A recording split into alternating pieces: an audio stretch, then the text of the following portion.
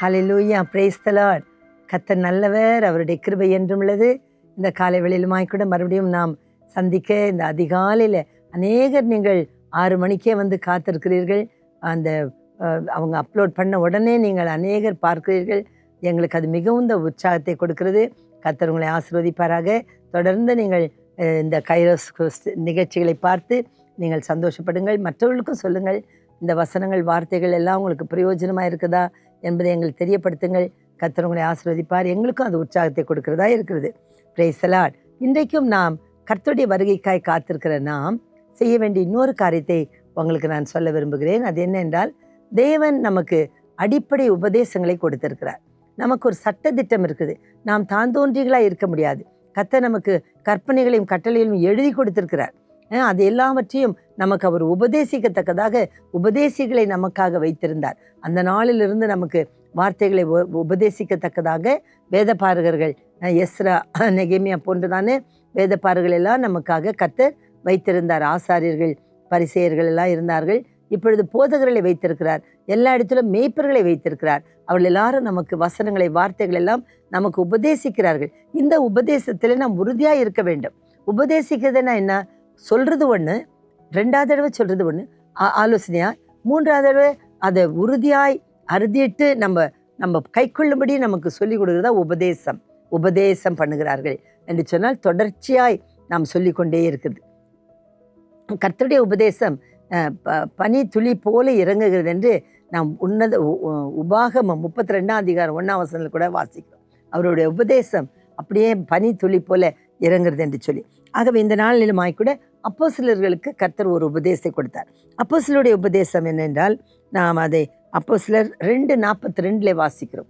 அப்போஸ்தலருடைய உபதேசத்திலும் அந்யோன்யத்திலும் அப்பம் பிட்குதிலும் ஜெபம் பண்ணுவதிலும் அவர்கள் உறுதியாய் தரித்திருந்தார்கள் என்று சொல்லி. அப்போ அப்போஸ்தலர்கள் என்ன உபதேசித்தார்கள்? அவர்கள் எதை குறித்து நமக்கு அதிகமாய் உறுதியாய் சொன்னார்கள் என்று சொல்லி பார்த்தால், அதை நாம் எபிரேயர் 6:2 நாம் வாசிக்கிறோம். அதில் நாம் வாசிக்கும் பொழுது 6:1 வாசிக்கும் பொழுது, செத்த கிரியைகளுக்கு அடுத்த மனம் திரும்புதல், அதுக்கப்புறம் ஸ்நானங்களுக்கு அடுத்த உபதேசம், கைகளை வைக்குதல், மரித்தோரின் உயிர்த்தெழுதல், நியாயத்தீர்ப்பு, இவைகள் எல்லாம் ஒரு அஸ்திபாரங்களாக இருக்குது. இதை நாம் மறுபடியும் போடக்கூடாது. நாம் அதை கற்றுக்கொண்டு அதன் மேலே நாம் கட்டப்பட வேண்டும். அப்போ அப்போஸ்தலருடைய உபதேசம் என்ன அப்படி என்றால், பேதுரு நமக்கு எழும்பி நின்று அவர் பிரசங்கிக்கும் போது 2:38 அப்போஸ்தலரில் நாம் வாசிக்கிறோம்.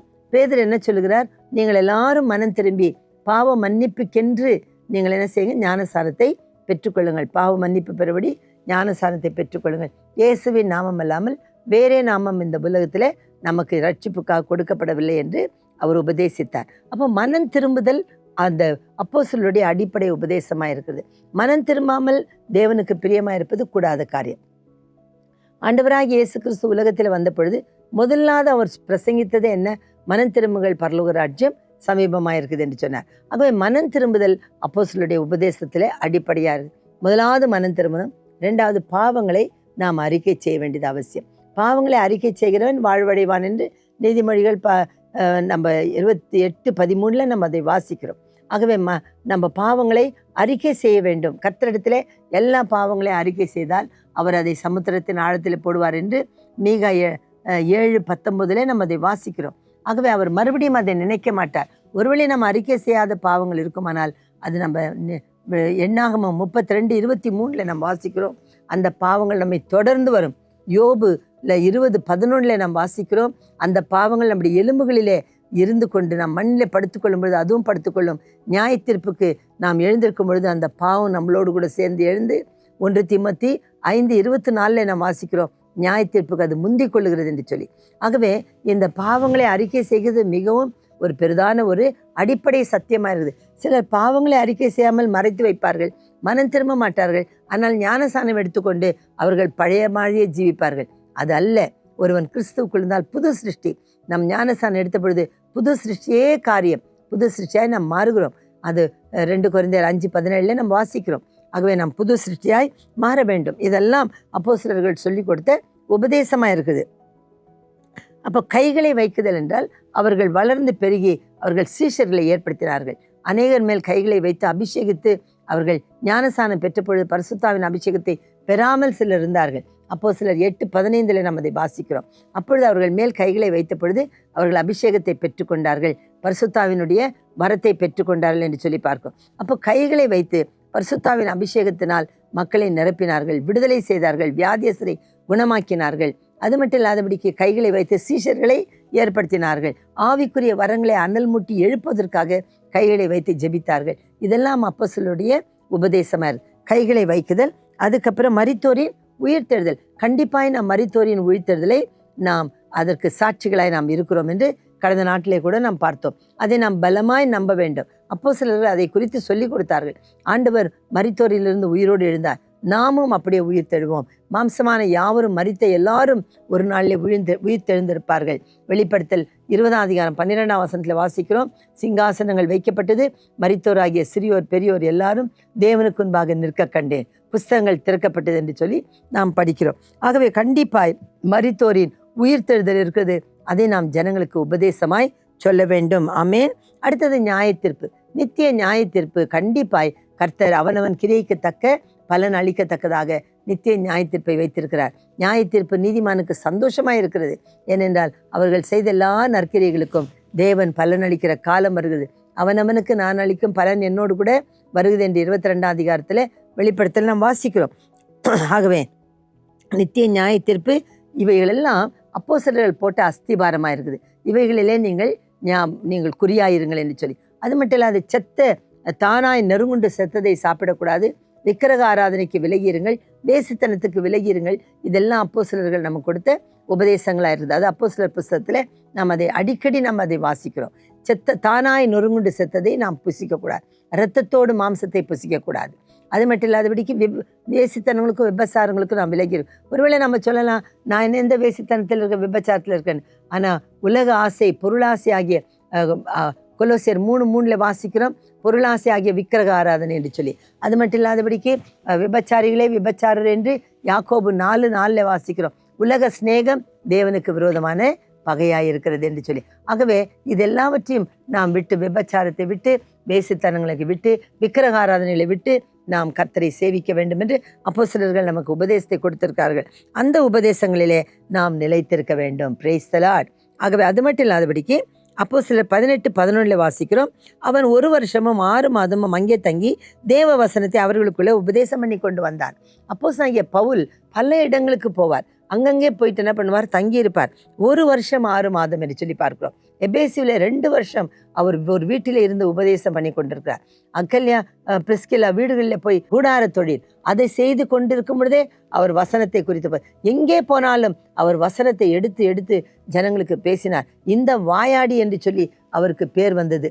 அதுபோல அவர் எங்கே போனாலும் தேவ வசனத்தை எடுத்து உபதேசிப்பார். ஐதிகு என்ற மனுஷன் அவன் வசனத்தை அவர் உபதேசி கொண்டிருக்கையிலே அவன் மேல் மாடி மேலிருந்து கீழே விழுந்து மரித்து போகிறான். அவனை கூட எழுப்புகிறார்.